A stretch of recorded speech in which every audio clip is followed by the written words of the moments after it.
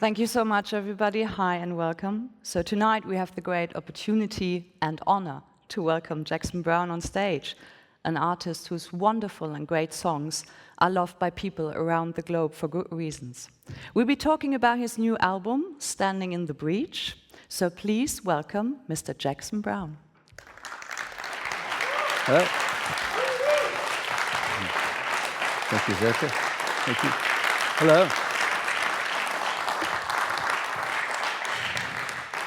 Good to see you. How are you? Thank you. I'm well.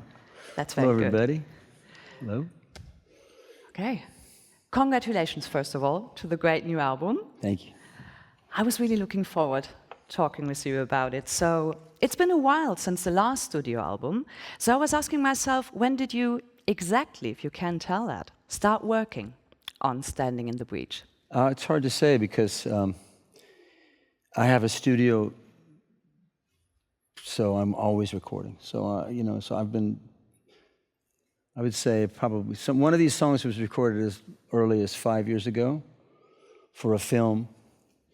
And another song was recorded maybe a year and a half ago. But for the most part, about a year ago, I began working to put everything into, to record songs and put them into an album. Okay. Did you have a kind of a clear vision every time it's time for a new record? Is there a kind of general thought that you're starting with, or is it an idea of a song comes to mind and you start writing it and then so on? The songs kind of accumulate. They just accumulate. As I said, I started recording one of these songs about a year and a half ago, and I worked on it at different times. I just kept trying to get more from the song, but I'm not sure if I may have even recorded that song once before. So I'll recut songs if I think that they should be done differently, or if I'm looking for something to happen. Sometimes the songs aren't really written, they're not really finished. I don't finish them before starting to record them because I know I'm going to find out something in the recording that may make me wish that it had a slightly different form. So, no, the answer is no, I didn't have a clear vision. I never do. There are 10 songs on the records. I was wondering, how many songs did you write? Is there anything that's kind of 10. left? That's it? Just 10? Yeah. That's very luxurious working. I know artists who come up with 40, 60 songs and then have to reduce it down. I've met these people. They haven't optimized their working forms, right? I don't know if that's it or that they don't. I mean, I spend a long time on each song. I spend a lot of time working with each one to try to get what I want. So I may start a lot more songs than I finish, but I don't finish them unless I'm really interested in them. Do you have a kind of favorite setup for writing songs? Like, is there a special time of day or night when most ideas occur, or when it's best for you to work in your studio? No, it's sort of the last thing that I get to. It's the last thing I think of doing. Usually at the end of the day, because that's when everything's, everything else is taken care of. I was always like this. I was always, when I was a kid, I was always at the kitchen table at 2 a.m, whispering and, trying to write a song without waking anybody up. Okay, well, that's a lovely picture. Do you have a personal favorite track on the record? I know that's very hard to answer for most artists, but sometimes it's worthwhile asking. No, I like them all. All in the same way? Really. Really? Each one of them at one time or another has been my favorite song because that's what it takes to finish them. They have to be something I'm really interested in. I don't work any other way. I don't work on a bunch of songs and I'm not making a product. Each one of these songs Of course you're not. Hmm? Of course you're not. What I mean is I'm not working on I'm not, it's not in a way I'm pursuing a series of questions. Anytime I'm working on a song, I'm trying to answer something for myself. So I can really say of this album that I'm really happy with the way these things turned out, and it may be as a result of having paid particular attention to the instrumentation the sonically, you know, the engineering and the. As I say, these songs aren't always finished when I start recording them. I may just rewrite a verse, or I may actually take something out, you know. But it's really a process of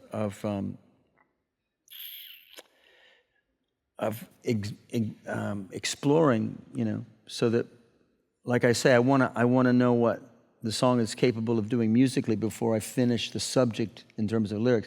Nothing's worse than writing too many verses and having to throw some out. You know, if you find out that you don't really want to hear 2 verses before the chorus, but you've already set up the narrative to be, you know, and that's happened a couple of times where I wrote songs just on acoustic guitar. When I started to play it with a band, I realized I don't want to hear another verse. I want to go right, you know, so it, you know, I don't like to, I'm always rewriting, but I don't like to throw things away. Yeah, it's very effective, and it works. Let's dive a bit into the tracks. The album opens up with The Birds of St. Mark's. You wrote that, let's say, a little while ago. Why did it take until now to put it on the record? Well, when I wrote that song, I wrote it for someone who really liked the Byrds and liked Jim McGuinn's guitar playing, and Roger McGuinn, his name at the time was Jim McGuinn. He, you know, and I pictured that was part of the song I wrote, was that it was a Byrds song, but when I would play it, you know, of course, I don't sound like the Byrds. If I sit there by myself, you play with an acoustic guitar, it doesn't sound like the Byrds. It's not electric. There are no harmonies that, you know. And so within a few years, I just sort of forgotten about the song. I think that I didn't even remember the song when I was asked by the Byrds if I had any songs for them. I didn't even think of it then. I just had forgotten about it. So the answer is I forgot. But I wrote, I just rediscovered it quite a few years ago.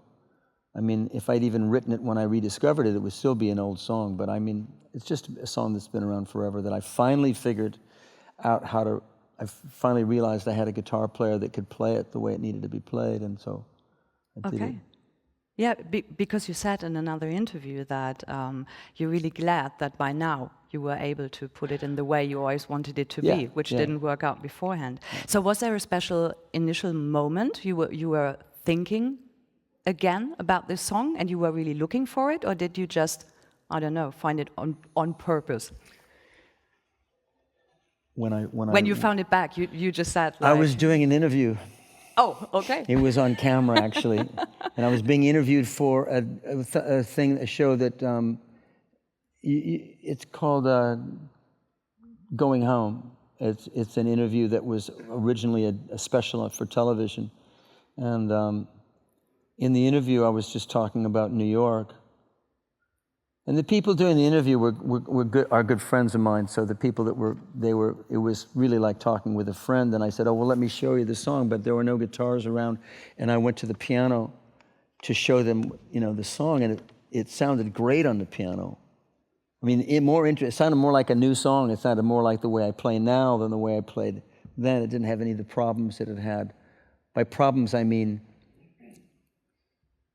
it didn't really have any problems. It just was it wasn't realized if I play it by myself with the guitar. Even if I played it for you now and showed you how I wrote it, it doesn't sound like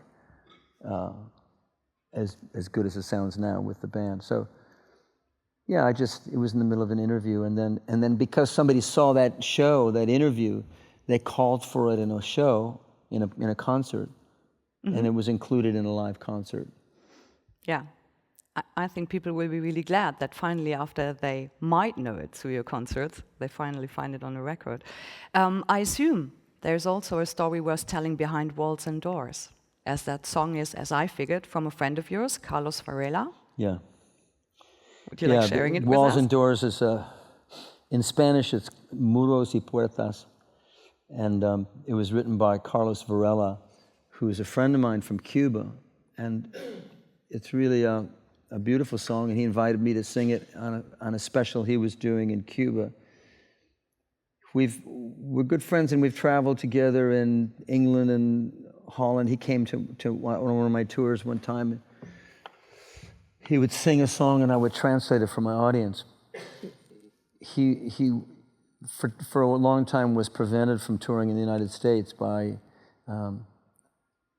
specifically by the Bush administration trying to play to the Miami Cubans and not allow Cubans to travel between the United States and Cuba. But the song talks about, it says, since the beginning of time, there's one thing that's certain. Some people build walls, other people build doors. So in a sort of in an indirect way, but a very beautiful way, he's really talking about that situation where, my doing an English translation of this song makes this song available to my countrymen and for that matter, your countrymen. But it's really about the possibility of, building those doors where there are walls. Mm-hmm. The lyrics for another song on the record, You Know the Night, were written by Woody Guthrie. What's the story to that? Woody Guthrie wrote a lot of lyrics that were never turned into songs, and in recent years, his family there have been several projects. One of them was the Wilco Billy Bragg record called Mermaid Avenue, and a lot of great songs have come out of these, contemporary artists putting lyrics to his music. So I was invited to do that by a friend of mine, Rob Wasserman, the bass player. And the song that they gave me to I thought it was a song when they gave it to me, but it was really a very long letter. It was a letter that he wrote to his wife about the time that they met. So it's a reminiscence of that time, but also he talks about what they saw in each other and how they came together with their mutual ideals, really, ideas about what the world could be. So once more, you work with Paul Dieter. I hope I pronounced that right. It sounds so German. Dieter, oh yeah. Yeah. I would imagine you would pronounce that right. Dieter. To produce a record together. So I assume you would call yourselves the perfect match in the studio. But maybe you'd like to explain why. Yeah, he is. We are a perfect match because he's a really great engineer, but he's got infinite patience. And because I'm a neophyte, at recording, I'm not technical at all. So I need someone to sit there with me while I think about what I want to think about, and who doesn't engage me about what he wants to do. He just does what he wants to do. Some engineers are ambitious and want to talk about what they want to do, and I'm going to do this, I'm going to do that. Like, shall we do that? Let's do, and I need somebody that's much more patient and someone who's almost passive in terms of, and also who will allow me to move things around, turn the balances upside down. Sometimes I want to hear something and I'll push, and things may remain out of balance for long periods of time. Mm-hmm. And then, but we've worked together for a long time. As he's been my engineer for a long time, and on the recent records, especially the live albums where he records everything, mm-hmm. and then we go through it together and pick the best performances and mix them together. He became the producer. So yeah, right. He's my co-producer on the last record, I think, too. Yeah. And this time he mixed the album too, which is to me a great final development, in our collaboration. Okay, could we imagine it more of, as you said before, you're writing the songs, they're not really finished when you take them to the studio. So do we imagine you know exactly what you're doing, and Paul helps you to fulfill that, or are you working kind of together to make the songs become what they finally are? Paul's the engineer. Yeah. Okay. To me, he's invisible. We don't talk about anything very much when it's going down. We might have a brief technical conversation about whether to record the drums in this room or that room, or whether or not, okay. We might, but it's very perfunctory. It's not really. in a funny way, we're bystanders to each other's work, you know? I'm very much a bystander to the engineering of the record. I might, you know, offer a suggestion or even say, oh, no, we don't want that, no, I gotta turn that up or something, but that's really simple. That's simple stuff, very fundamental. Okay. That's nothing like what engineers get into when you listen to engineers talk about. But, you know, I've worked with a lot of engineers, and I like the other kind too, the kind that's very ambitious and always trying to turn it into something. But in every case, it doesn't matter whether it's that kind or the kind that Paul is. You want to serve the music, and the music is happening between the musicians. Like sometimes a musician will let you record them, you know, and then they'll come in and they'll have something to say about what you're listening to, the balances. They might say, oh, turn that up or turn this down, or like, I imagine I'm adding a sound that is combined with this other sound. So it's really the musicians that lead the process of discovery in a recording. Okay. Are you perfectly convinced at one point that a song or an album is finished? Or in other words, is it hard for you to release stuff? No, it's not hard to release it. It's really, it is a bit of an acquired skill to know when it's done, because it's very easy to keep going and keep adding things. Because it's interesting, it's fun. In a way, you're never done. The song is going to continue to grow after the album too. You just have to know how far you can go with this particular recording. I read lots of articles about you to prepare this, of course, and a lot of reviews talking about the new record. And I was wondering, do you read them still? Are you interested in what professionals or non-professionals? I read very few of them. I don't want to have that to think about. Okay. But are you interested in fans' reviews or what they think about your records? I'm interested in what fans tell me, yeah. It's because it's interesting to me to see how it's received by, you know. No, and I mean, I like when somebody mentions something specific that they are responding to. Reviews are like, I don't want to fill my head with, you know, like how I'm received, especially by reviewers, because, you know, a critic's job is to criticize. Yeah, good point. Pretty much, you know. Yeah, good point. So very often, sometimes they have, you know, something worthwhile to say, and sometimes they don't. I like the Richard Burton remark when somebody asked him if he read his reviews, and he said no, and he said because the bad reviews will break your heart, and the good ones aren't good enough. Smart man. I was wondering, do you still feel or really believe that music can change things happening in the world? Or is it more if you want to stand next to the people that are your fans that have to face the same problems as you have in your normal life, and that's why you... Well, music is a thing that connects us all, you know. It's not... of course, you're right that we're all faced by the same problems in the world. So, I mean, as far as whether or not music has the possibility of changing the world, well, on one level, it changes the world every day. It changes the world every time you listen to it. Changes the world you're experiencing when you listen to music, and at the same time, certain ideas, because music repeats, that it's based on repetition. You know, music is repetition. It's mathematically pleasing, you know, repetitions of things and ideas. To introduce an idea and to have that idea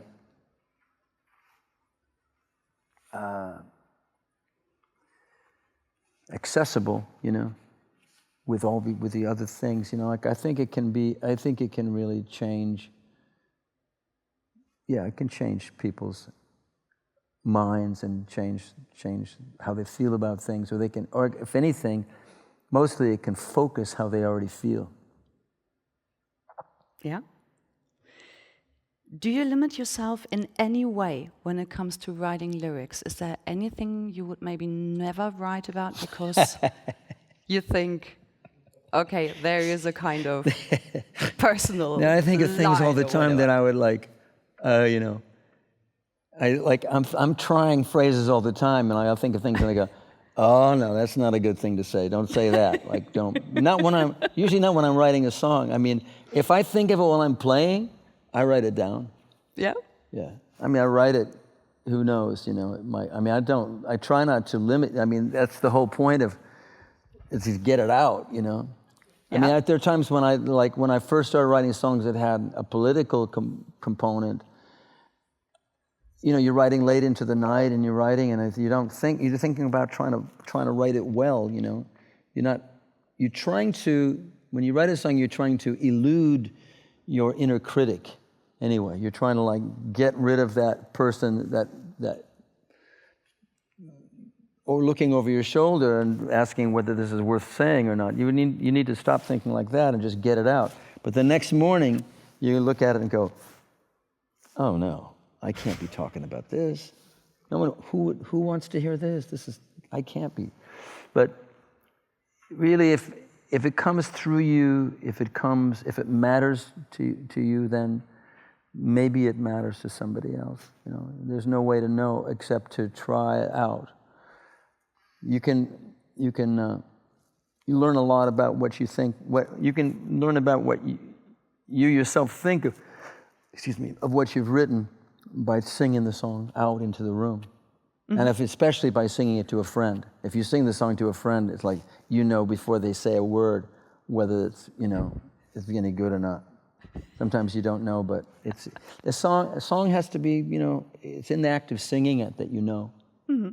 And for that matter, if you write a song, it's like why I said it's not a product. It's not. I mean, these songs stand for what you think and how you feel about the world.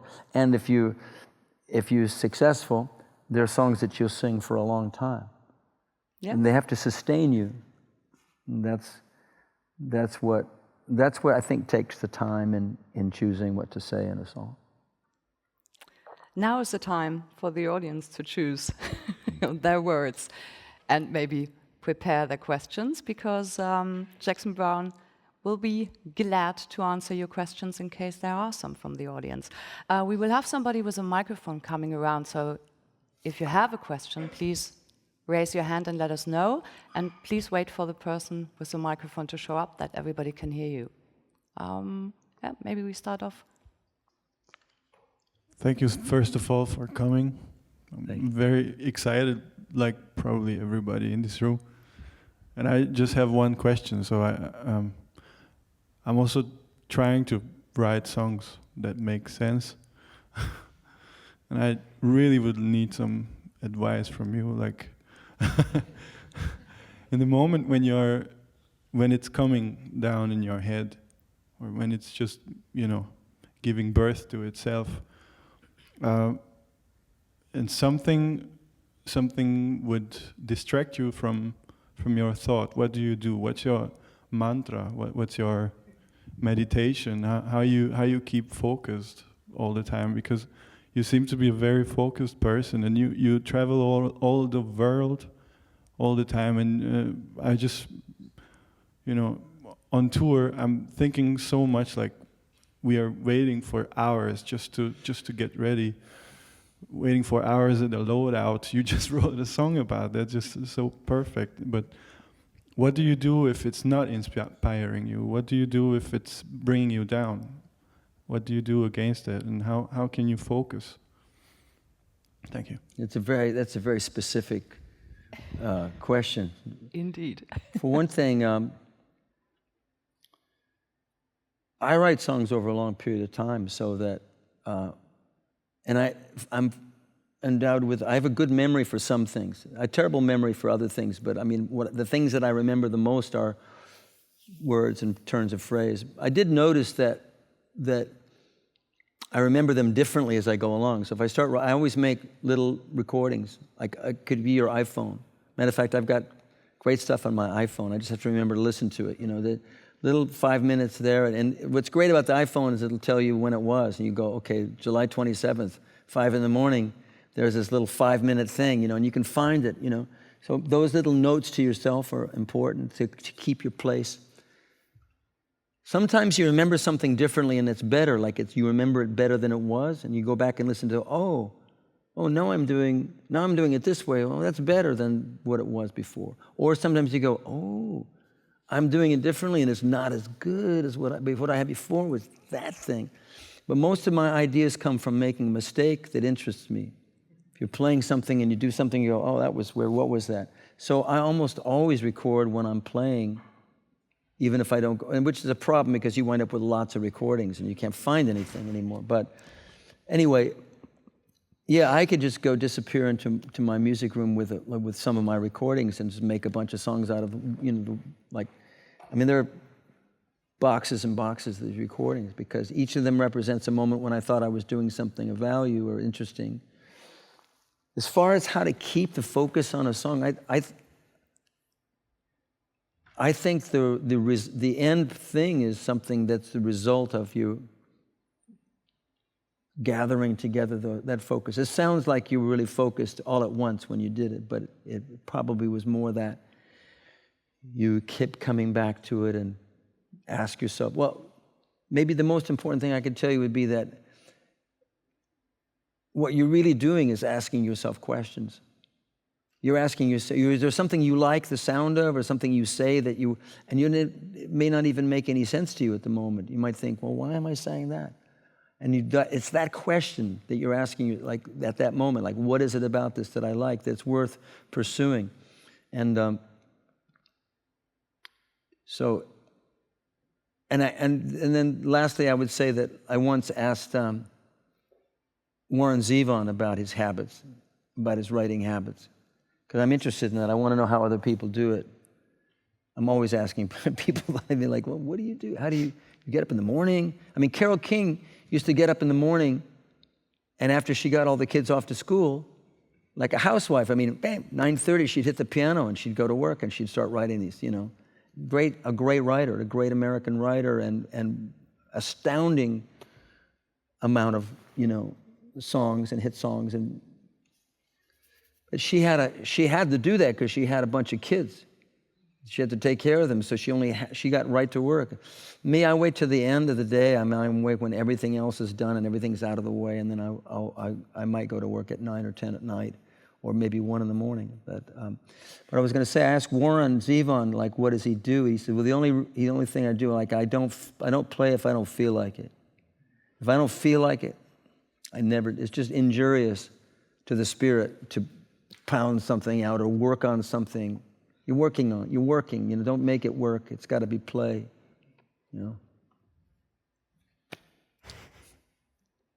Okay. Yeah, for one more? Sure. Yeah? Okay. So here we go. One more question. First row, please. Well, thank you for being here and sharing your experiences with us and for giving us so much wonderful music over all the years. Thank you. My question is, I grew up with vinyl records, and a vinyl record does have a concept in itself. It has an A side, it has a B side, and there's an opener for the A side and the ending of the A side, an opener of the B side and an opener of the end of the second side. So that's a concept already before you have written a single note. So did that concept, which is included in a vinyl record, in an LP, did that influence your writing? In other words, do you think that a record is more than a collection of songs, but maybe a cycle of songs? Do you think that songs can be cyclic? I do think they can be cyclic. And of course, I grew up not only listening to a lot of folk music and listening to whole albums like you did, but also like in a really formative time, Sgt. Pepper, and what they call the cyclical, song cycle. Van Dyke's early records, Song Cycle, he named Song Cycle. It was very influential. A lot of musicians began regarding, it really comes with the advent of the album, because before vinyl, when you're talking about vinyl, you're also talking about something that was relatively new. The LP, the long playing record was like people made singles and they only put out an album with a side 1 and side 2 when they had released 10 singles or 5 singles and 5 B-sides, and they would put this out. It was a celebration of a certain amount of success with a single.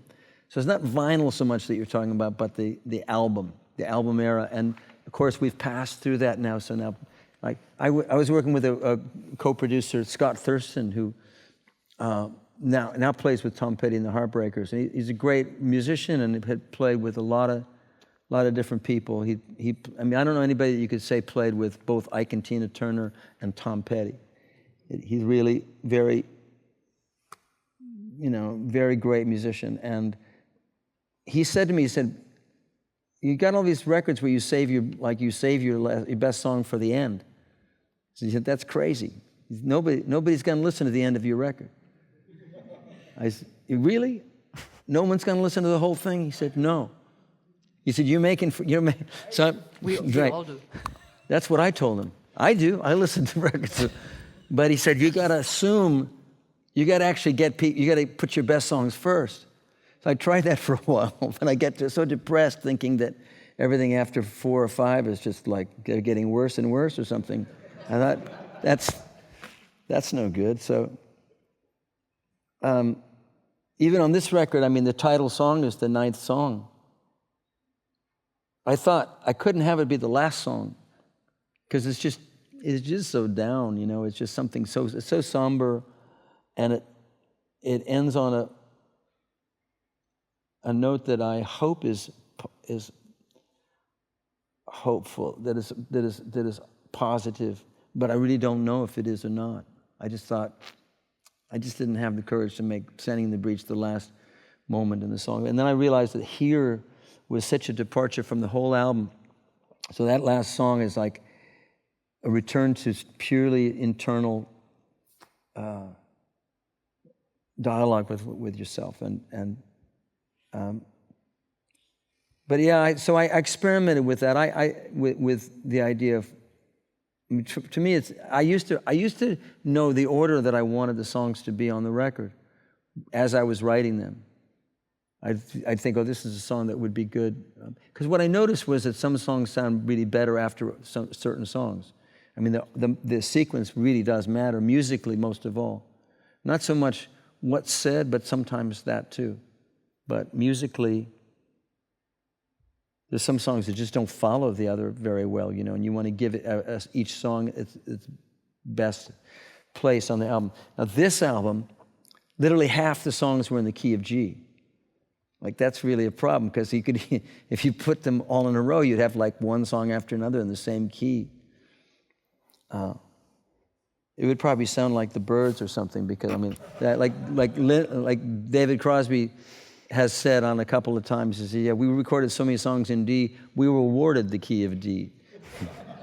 So this would have been, so I started making sequences that went G, F, G, B flat, G, C, G, D. I just started like working, so I only had a certain amount of combinations that were possible. And that was a purely functional thing. But like I say, I used to write the songs, not write them in an order, but write them knowing where they went in the sequence. And then there came the time when I had to admit that it didn't work. My sequence was actually, and then when I would solve the problems, I realized that I was so fallible that it was such hubris, to think that I know that the order in which they must be listened to, and also counterproductive if you realize that, of course, on my favorite radio programs, they play things next to other things. They really, I mean, it's really true that some songs don't, follow each other. Well, I was on a Lowell George tribute album, and for some reason they put my song right after this great Randy Newman version of one of Lowell George's songs, and my song just died the death of 1,000 dogs. It just, like you want to go back to the song before you were hearing it. So it's possible to be in an unflattering place. Also, like I was on a Pete Seeger tribute record once, and the first song on the record was Billy Bragg doing If I Had a Hammer, you know. And if you know Billy Bragg, you know he's loud. He like, you know, if I had a hammer, I found the more, you know, like, and it was loud because it was one voice and one guitar, and then my song came in. It was Guantanamera with Joan Baez, and it was like half as loud. And took a long time to get going. And I wouldn't blame anybody if they just skipped that song, you know? Although it's a beautiful recording, it was just like the opposite. It just wasn't an advantageous place to put it. That's also why you have mastering, so you can make the song after it, you know, like louder, or turn this one down, or, you know. Anyway, that idea of a song cycle is a little bit, it's what it is anyway. It's a little bit redundant to try to do it, because that's the way it winds up anyway. I have to thank you. Thank you. Thanks for having me here. Jackson Thank Browne, you ladies for and coming. gentlemen. Thank you so much.